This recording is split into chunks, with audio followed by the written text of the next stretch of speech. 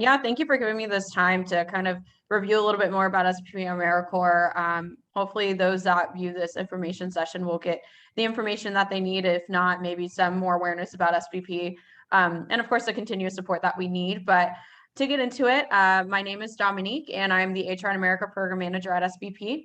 I, of course, want to start off by thanking anyone who watches this just for taking the time to review a little bit more about our program and also the nonprofit organization. Of course, if at any point anyone does have any questions, I will share a screen potentially of my information, including my email and my phone number, if that isn't already shared with them. But I'm more than happy to take phone calls and answer emails regarding any questions about the program that I may not be able to cover during this session. But I can start off by giving a little background on how I started with SBP. I started off as an AmeriCorps Client Services Coordinator. So a lot of, I guess, the information that I share comes based on my experience as an AmeriCorps member myself. Now as an AmeriCorps alum who is working as a HR and AmeriCorps Program Manager for Houston, I have definitely seen the Houston location evolve, and also along with SBP as a national organization.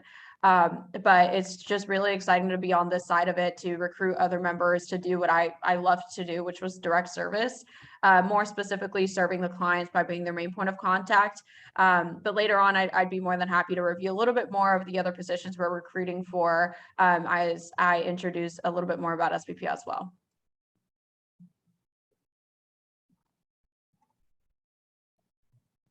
So I guess, did you want me to start off by presenting I guess a little bit more about SBP, or did we want to start off with the questions? We can start with your presentation. Awesome. Okay. So I will pull this up real quick.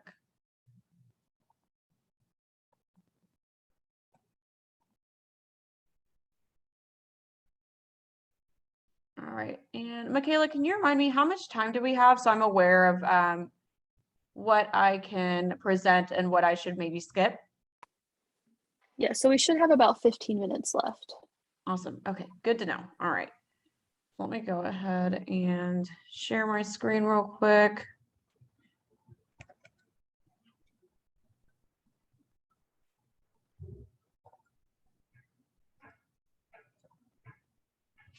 All right.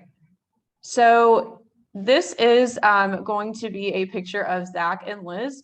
To the left is Zach, who is a co-founder, and then it's Liz, the other co-founder. They are married. So they have been happily married since they started SBP and before that as well. But one thing I like to mention about them and just SBP's roots, one really thing that I think helps us connect with the story of SBP is the fact that Zach was a lawyer and Liz was a teacher at the time that they decided to support Hurricane Katrina first response. So that's how SBP started, was in the St. Bernard Parish area, which is what SBP originally stood for. But because we've extended our roots to other operating sites, we are not, not acknowledging the fact that it started at St. Bernard Parish, but we have expanded to, of course, other locations, which means that we have many other reasons to be named SBP. But in this case, this is just kind of like a little visual of who the face behind those that started this program are. And with them, basically, they came into Hurricane Katrina recovery and first response efforts with little to no experience at all with first response. Also, they didn't really know what to expect, but they noticed that as they continued to support the community, that they were noticing that not much was being done in a timely and effective manner. And at that point, they realized that there had to be something done to make a change and to actually make a lasting impact. And so they started learning more about what the community needed in New Orleans. And as they started to do that, they started to just get things done. Volunteers that wanted to support but didn't know how, but they were there, started following them as the leads. And then little by little throughout time, Zach and Liz created what we now know to be SBP. So very, very short summary for sure compared to, how they might be able to present SBP a little bit more. But in this case, we love to share just a little bit about how I got started with, two people, and it evolved to a organization that has now served in multiple different locations and has, over 100 employees and over 100 AmeriCorps members serving with us. So I'm going to skip over this anthem video, but I will definitely keep this on the slide in case anyone is, interested in seeing it or searching it up on YouTube. It is called SBP Our Anthem.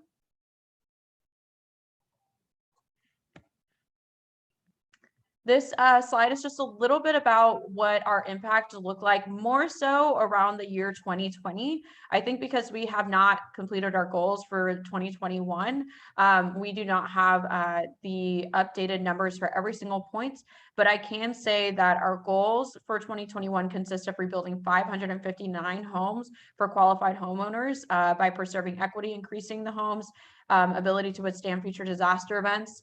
And then another goal is to develop 48 affordable, resilient, energy efficient units for sale or for rent, which we'll talk about a little bit more of our opportunity housing program there. We want to raise and award about $4 million to partner NGOs to rebuild 235 homes and work upstream before and after disasters to improve preparedness, response, and recovery.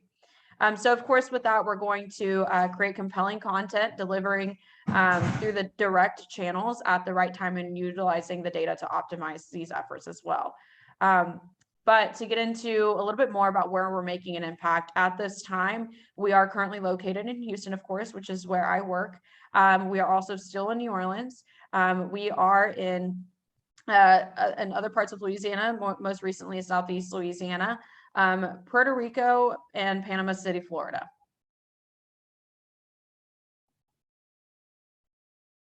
All right. So with opportunity housing, I would also highly encourage anyone that's interested in learning more about opportunity housing to search up our link on the SBP website, simply by searching up opportunity housing SBP, and it will come up as a suggested search. We also have this video to help you better connect with our mission with opportunity housing. But fortunately, this started off in New Orleans, and in a new phase of recovery from Hurricane Katrina, in addition to helping individual homeowners, we are also responding to the need for affordable housing that was created during the disaster. So Katrina made landfall in 2005, and of course, yet there are still thousands of people that are, without a home. There are empty lots in the New Orleans area where repair work or rebuilding work never really took place. And this encouraged SBP to move on to the next phase of recovery, which is providing affordable housing. And so when this took off in New Orleans, we were able to learn a lot about what works, what doesn't work. We're, of course, continuously improving the program, but we were able to take on what we've done in New Orleans and what we've continued to do in New Orleans, and now we're expanding it to Houston. So we have not yet broken ground for opportunity housing in Houston, but I'm really excited to be able to share that we have received the permits to do so.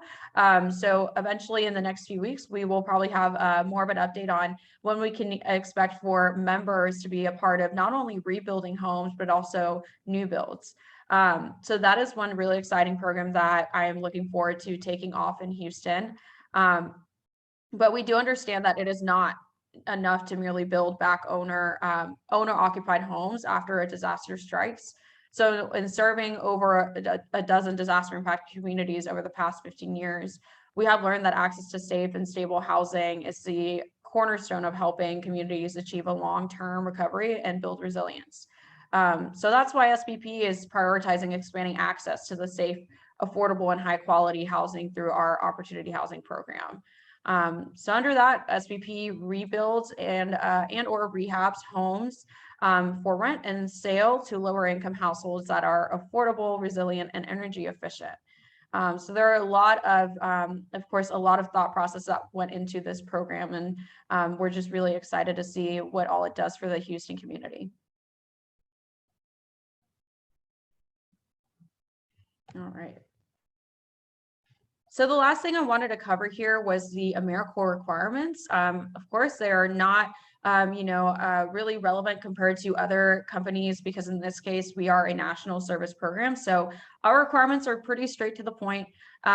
So with one being, you have to be at least 17 years of age or older. You have to have a high school diploma or its equivalent, be a citizen, national, or lawful permanent resident of the United States. You want to ensure that you are vaccinated, but if you're not, we do consider religious or medical exemptions, specifically for office-based roles, which include client services coordinators, volunteer coordinators, and construction coordinators. And what that means is for roles that have to be on site because they are part of the hands-on work, including project leads and supply logistics coordinators, we do not consider exemption requests for those because they do have to be in person. But with that being said, we do not require construction experience. So one thing I will mention later on is that it's really a great thing that AmeriCorps really gives people the opportunity to gain professional experiences without having, 2 to 3 years of experience for an entry level role. A lot of those that recently graduated college will notice that that can be kind of like a setback for them when they're applying for roles, is that a lot of entry level positions require 3 to 5 years on average to be considered or to qualify. And while I would always, of course, encourage those to apply for any opportunity that excites you, it's been really great to see AmeriCorps be kind of like the bridge to those that are seeking more experience and then leads them into their career path of interest. So professional development is definitely a benefit, but moving on to some more requirements here. This one is specifically for those that are interested in the supply and logistics coordinator role. So in order to be considered for this one, you must have a driver's license in good standing, no major driving or moving violations in the last 5 years, and be at least 21 years old to be enrolled in the vehicle insurance. And the reason behind this is because supply and logistics coordinators are required to be on SBP's vehicle insurance, as they are the ones who drive the SBP vehicles. So that is really all of the requirements we have. And of course, if anyone has any type of hesitations or any questions on whether or not you qualify, feel free to reach out to me, but these are the basic eligibility list.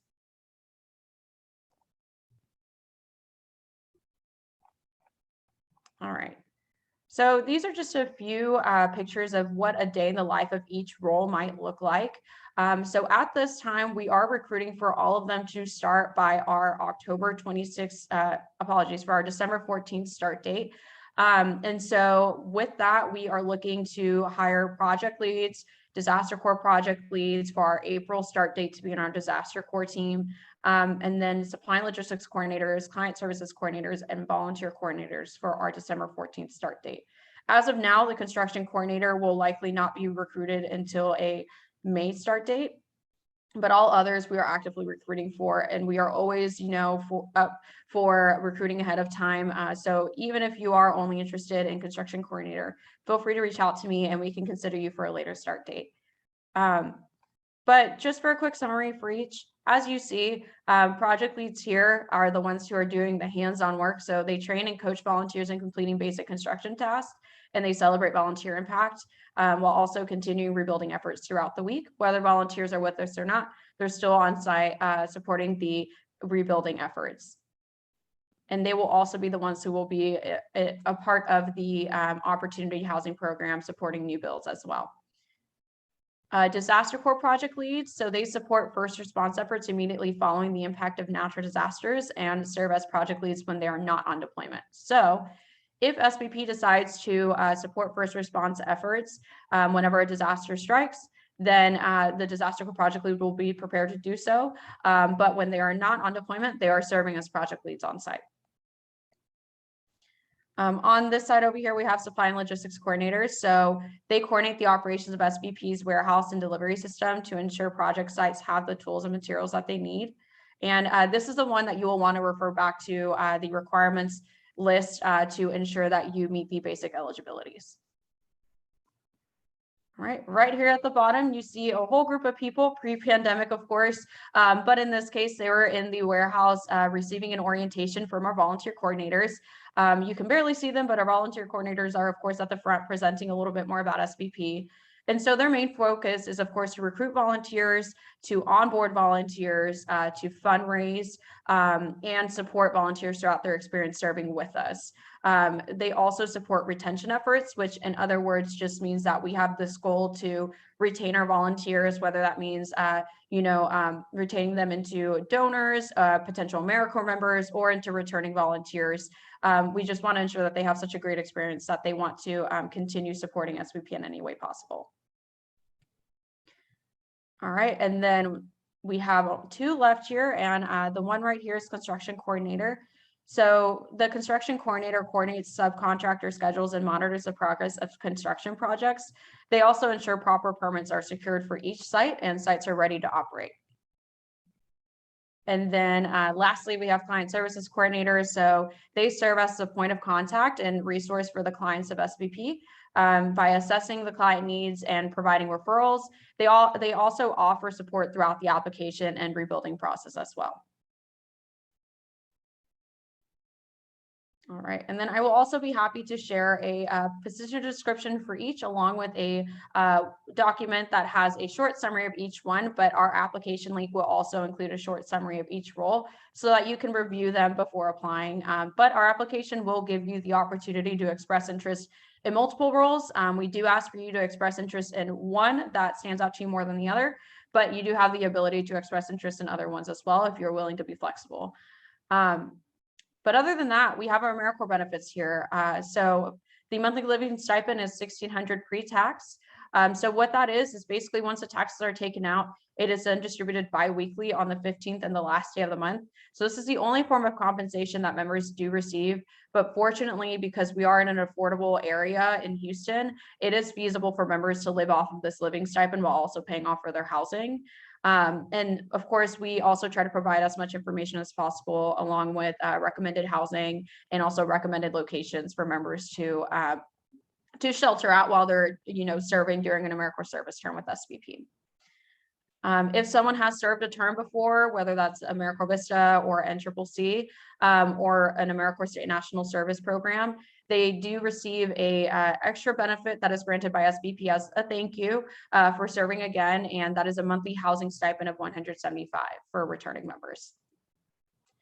And then one really great thing for those that are either currently in school paying off tuition or have loans to pay off is that there is an education award of $6,345 upon successful completion of the 10-month term and 1,700 hours. So once a member completes those requirements, the members are able to receive this education award and be able to put it directly towards their loans or tuition.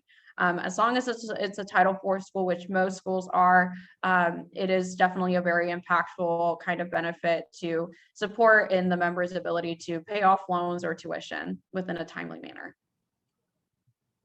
And then we also offer free limited health insurance. So because this is required for all members to have it, we provide it for free. It is not taken out of their living stipend. It is not taken out of any other benefit.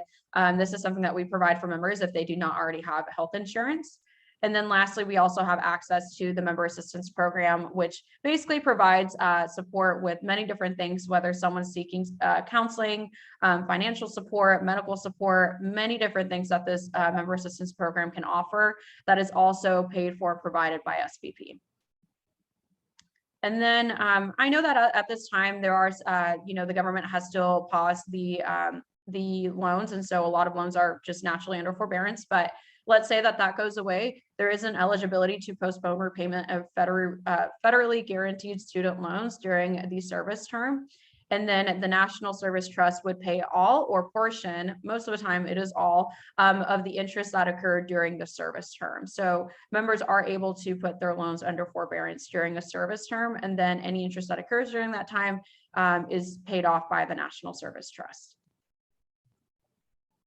And then, of course, we have a monthly SNAP food stamps award to go towards grocery expenses. This is dependent on eligibility, mainly because if someone else is relying on another form of income, then they would potentially not qualify. But as long as you are an AmeriCorps member, and if you are solely relying on the living stipend as a form of income, I can guarantee you that you do qualify for monthly SNAP food stamps, which again can go towards grocery expenses. All right, so that is it. I know I kind of, went through those fairly quickly, but I just wanted to be mindful of this time. But if you are interested, you can scan this QR code, which will lead you to our application link.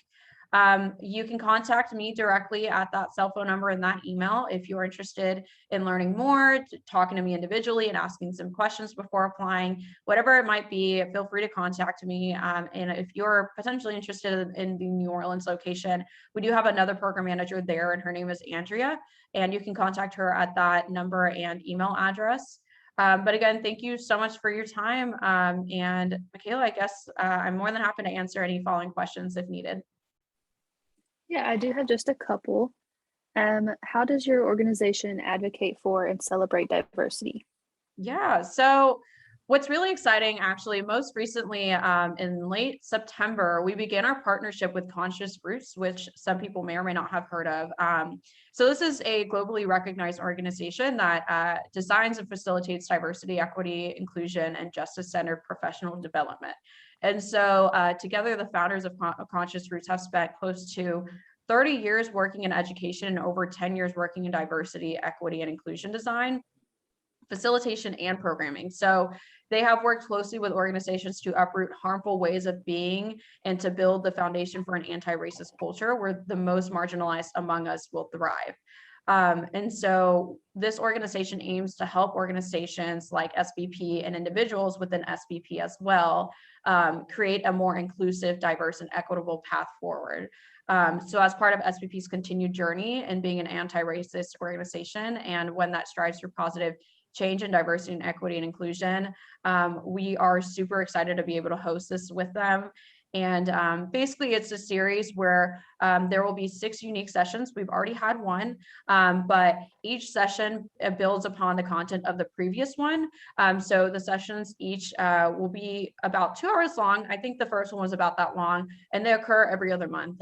So each session will basically be one session after another where we learn more and more. And so I can definitely say after the first one I attended, I feel like they have me actively thinking, and I'm really excited to see the kind of impact that this makes on SBP.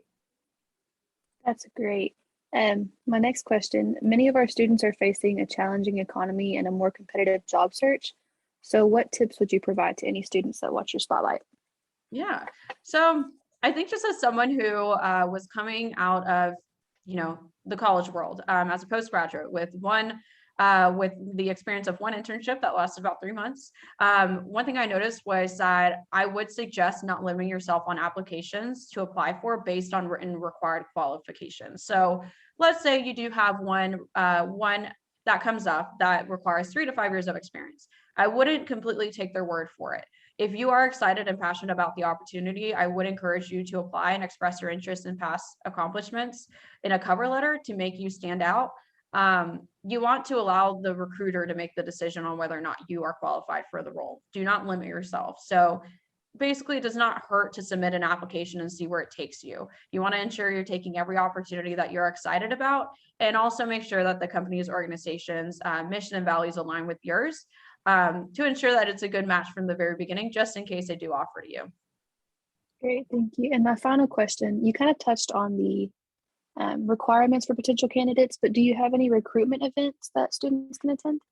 Yeah, so we are planning on hosting information sessions where we kind of do our personal outreach and see who might be interested. As of now, we do not have any specific ones that are scheduled, but because of the ability to just contact me or Andrea if someone is interested in the New Orleans location, we are happy to kind of give someone their own information session. But other than that, we usually focus on targeting specific schools whenever they're available to do information sessions, or we also try our best to attend virtual career fairs or on-site career fairs. But really, when it comes to just overall learning more about SBP, our SBP website has so much information. We also have just many different videos if there are visual learners out there who would like to learn more that way. But personally, I would like to mention that what we look for is for professionalism, for knowledge about the SBP AmeriCorps program, and the motivation and passion to serve others, because we have many members that were hired with little to no experience related to their current role that they're in now. And like I mentioned before, that is the beauty of serving with SBP AmeriCorps. We really value the professional development and recruit members that are ready to make a lasting impact in the community, while also being prepared to adapt to new environments, getting comfortable with being uncomfortable, and building their skill sets. So if anyone is interested in learning more about what we're looking for, what we have to offer, I would definitely suggest to reach out to me, whether that's via phone call or email. Great. I think that's all that we had time for today, but thank you so much for joining us. Awesome. And I hope you have a great rest of your day. Yeah, well, thank you so much too. And let me know if I can send any of these to any students that might request the information, but I'll make sure to send this out to you as well. Great. Thank you. Awesome. Thank you so much. Have a good one. You too.